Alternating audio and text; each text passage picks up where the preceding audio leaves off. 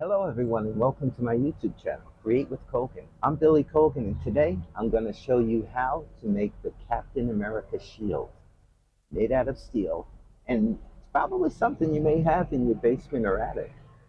The flexible flyer saucer. Remember these guys? A lot of fun.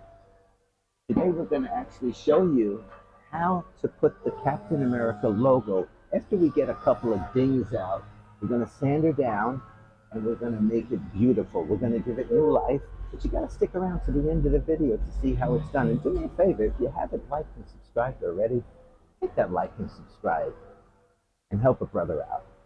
Thanks so much. Let's get this party started.